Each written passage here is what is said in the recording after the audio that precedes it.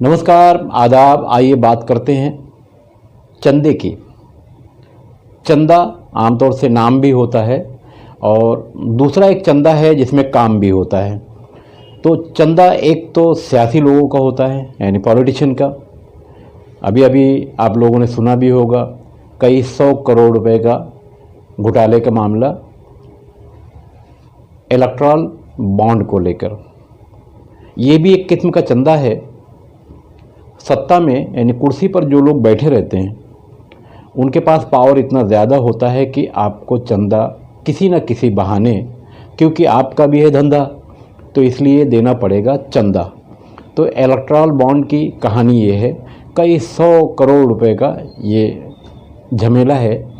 इसमें हमारे देश की सत्ता में अलग अलग राज्यों में बैठी पार्टियां और केंद्र में बैठी पार्टी यानी भारतीय जनता पार्टी एक नंबर पर है।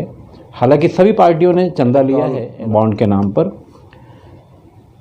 मगर ईमानदार सब हैं। हालांकि ये चंदा बड़े पैमाने पर है।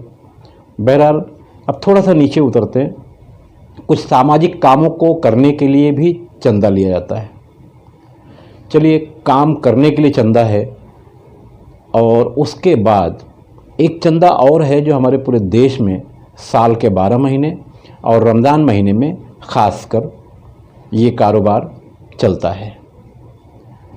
आपके शहर में, आपके मोहल्ले में इस तरह के बहुत सारे लोग मिल जाएंगे। मैं आपके मोहल्ले में व्हील चेयर पर या इस तरह के अलग अलग अंदाज में बहुत सारे लोग चंदा लेते हुए मिल जाएंगे। सबका वादा यही होता है कि हम मदरसा चला रहे हैं या सामाजिक काम कर रहे हैं या गरीब हैं या ख़ानदानी शाह हैं। मतलब चंदे का ये धंधा दिल्ली से लेकर भिवंडी शहर की गली तक चलता है। अब सवाल ये उठता है कि एक चंदा तो जो इलेक्टोरल बॉन्ड के नाम पर लिया गया वो तो देना ही पड़ेगा, ना देने पर जाना भी पड़ेगा, जिसको जेल कहते हैं, या कार्रवाई भी हो जाएगी। दूसरा वाला जो चंदा है सामाजिक कार्यकर्ताओं का, उसमें ख़तरा ज़्यादा नहीं है, इसलिए थोड़ा थोड़ा मिलता है। और तीसरा वाला जो चंदा है जो अभी चल रहा है जैसे रमज़ान महीने में, तो ये चंदा तो बड़ा ही अजीब व गरीब है। इसमें जो दुआएं दी जाती हैं वो सीधे जन्नत में यानी स्वर्ग में जाने की ही दुआ दी जाती है। इस चंदे में परिवार आपका खुशहाल रहे, मेरी दुआएं आपके परिवार को लगे। अब दुआएं देने वाले जो लोग हैं अगर हैंडीकैप हैं तो चलिए मान लेते हैं कि वो मजबूर हैं, मगर हैंडीकैप में भी ऐसे ऐसे लोग मौजूद हैं जो काम करने के लायक हैं, उसके बावजूद वो भीख मांगते हैं। इन भिखारियों की अगर बात कर ली जाए तो ये भिखारी आमतौर से देखा जाए, अगर इनके करीब जाएं तो बहुत कुछ समझ में आ जाएगा। भीख के नाम पर इनके पास बड़ा अच्छा माल मुद्रा जमा होता है और उसके बाद गांव जाकर बड़े आराम से खुशहाल रहते हैं। लोग पूछते हैं कहाँ से आए, तो बताते हैं कि बम्बई में कारोबार है या काम से गए थे, क्योंकि यहाँ मांगने का जो उनका ड्रेस होता है वो अलग होता है और गांव जाने का ड्रेस अलग होता है। अब बात कर लेते हैं, मैं 2022 में अक्टूबर महीने में भिवंडी शहर से मोटरसाइकिल से भिवंडी से दिल्ली और दिल्ली से वाघा बॉर्डर यानी पंजाब तक गया था। तो ये पूरे सफ़र में मैंने ये ध्यान दिया कि भीख मांगने वाले लोग ये ज़्यादा कहाँ कहाँ मिलते हैं। तो एक नंबर पर हिंदुस्तान में जहाँ जहाँ मैं गया हूँ तो मुसलमानों की जो मस्जिदें हैं, मुसलमानों के जो इलाके हैं, यहाँ ज़्यादा भिखारी मिलेंगे और मुसलमानों का हाव भाव बनाकर ये लोग भीख मांगते हैं। जैसे दाढ़ी बड़ी होगी, टोपी लगी होगी, कुर्ता पैजामा भी होगा, अगर औरत है तो बुर्के में भी होगी, मगर 100% गारंटी नहीं है कि इस बुर्के के पीछे या इस दाढ़ी टोपी के आड़ में ये भीख मांगने वाला है कौन। कभी कभी सामाजिक कार्यकर्ता इन्हें थोड़ा सा चेक कर लेते तो समझ में आता है कि दाढ़ी टोपी के आड़ में किसी और कम्युनिटी का बंदा मौजूद है या बुर्के में कोई और औरत मौजूद है। ख़ास बात यह है कि इस तरह से करने में एक कम्युनिटी को हमारे मुल्क हिंदुस्तान में बदनाम किया जाता है। ये वो नालायक लोग हैं जिन्हें रोकने की ज़रूरत है। उसके बाद फिर मैंने देखा मंदिरों पर भीख मांगने वालों की लाइन।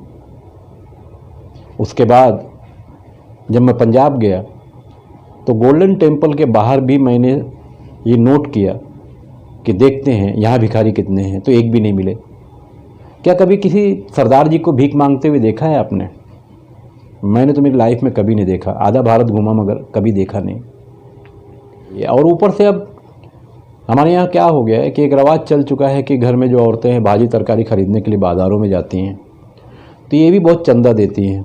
बाज़ार में दर्जनों के हिसाब से एक के बाद एक लोग बैठे रहते हैं, कोई बुरके में है, कोई थोड़ा सा हैंडीकैप है, कोई थोड़ा टेढ़ा है, उसको देती है और बाबा हमारे लिए दुआ करना। और दुआ क्या मंगवाती है कि जल्दी से सास से जान छूट जाए, ससुर से जान छूट जाए, मेरा आदमी और मैं और मेरे बच्चे रहे, मेरे साथ में और कोई ना रहे, यही दुआ मंगवाती है, जहाँ तक मुझे समझ में आया। बहरहाल रमज़ान का महीना है, मैं भिवंडी शहर के लोगों से खासकर अपील करूँगा, या ये वीडियो जहाँ तक जाती है कि कम से कम चंदा देने से पहले मज़हब इस्लाम में हर मामले को लेकर एक गाइडलाइन है। चंदा देने से पहले सोचने की भी गाइडलाइन है कि आपका ये चंदा जो आने वाला बंदा लेकर जा रहा है ये सही जगह पर पहुंचेगा कि नहीं पहुंचेगा। कम से कम वो जो पावती लेकर आया है उस पर कोई मोबाइल नंबर हो, या आने वाले आदमी को थोड़ा सा चेक करें, उसका आधार कार्ड चेक कर लें, कहाँ से आया है। पिछले साल भी मुंबई में कई लोगों ने इस तरह के फर्जी सफ़ीरों को पकड़ा और माफ़ी मांगने के बाद उन्हें छोड़ दिया गया था, वरना वो पुलिस के हवाले भी हो जाते। और भिवंडी शहर में भी पिछले साल ऐसा हुआ और अब भिवंडी शहर में फिर एक बार इसकी शुरुआत हो रही है। इस बार फर्जी सफ़ीर या इस तरह के जो लोग मिलेंगे, अब इसमें पुलिस की मदद ली जाएगी, क्योंकि एक किस्म की चिटिंग है। मदरसे कहाँ पर हैं, किसके हैं और पावती कौन घुमाता है, ये समझ के बाहर है। बहरहाल आइए, महाराष्ट्र के एक इलाके से ये वीडियो है, भीख मांगने वाले की है। ज़रा सुनिए कि सामाजिक कार्यकर्ता जो हैं वो क्या कह रहे हैं।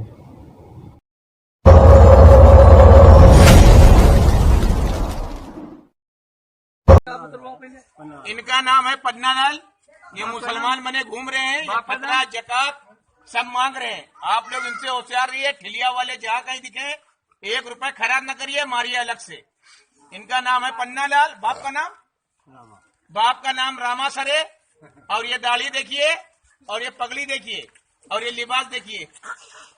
बराए मेहरबानी जितनी भी ठिलियां मिले सबको पकड़िए। ये हमारे जिस भाइयों पास जा रहा, आप इधर आइए। ये मुन्नी भाई नाम कल्लो बता रही हैं, लेकिन गैर मजहब की, नाम मुसलमान का खराब। यही कहती हैं बुरखा बंद करो, नकाब बंद करो। बदनाम मुसलमान बहने, ये मुस्लिम कहती बुरखा बंद करो। ये जो देख रहा है गौर से देख लो, ये मुसलमान औरत नहीं है, ये नकाब पहने हिंदू औरत है। और ये चंदा जकात फितरा वो सब मांग रही है और ये गैर मुस्लिम है। ये और आइए मनोरंजन के लिए आगे बढ़ते हैं। जादूगर एस महेंद्रा, एक जादूगर अपनी कला किस तरह से दिखाता है।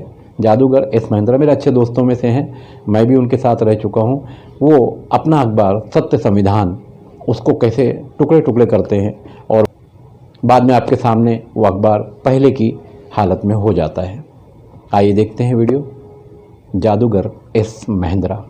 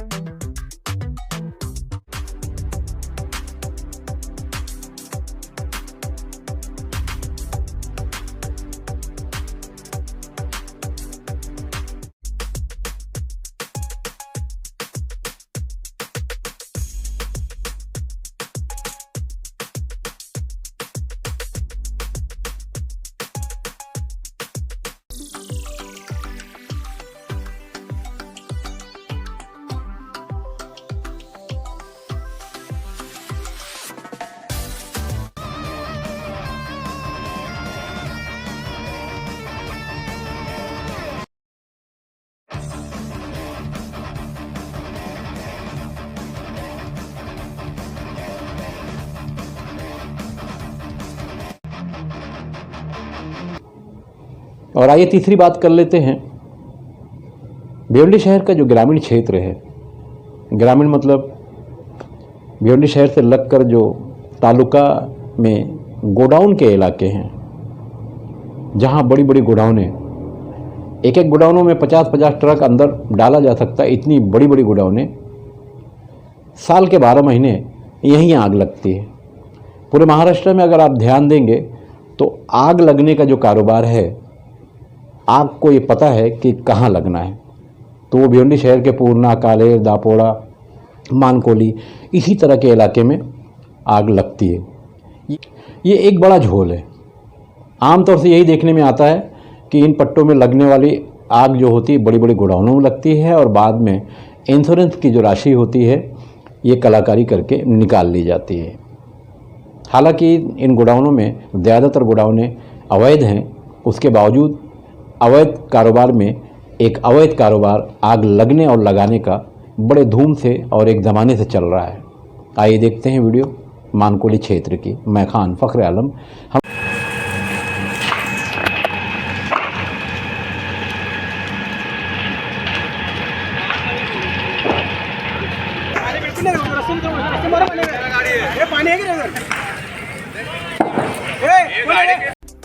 नाम परफेक्ट तो आपकी कार भी परफेक्ट। कार का कोई भी काम, एसी कार या इलेक्ट्रिक का कोई भी काम, आप ज़रूर एक बार पहुँचें परफेक्ट काम, परफेक्ट शॉप। भिवंडी शहर का चाविंद्रा क्षेत्र, नासिक रोड, भिवंडी जिला ठाणे।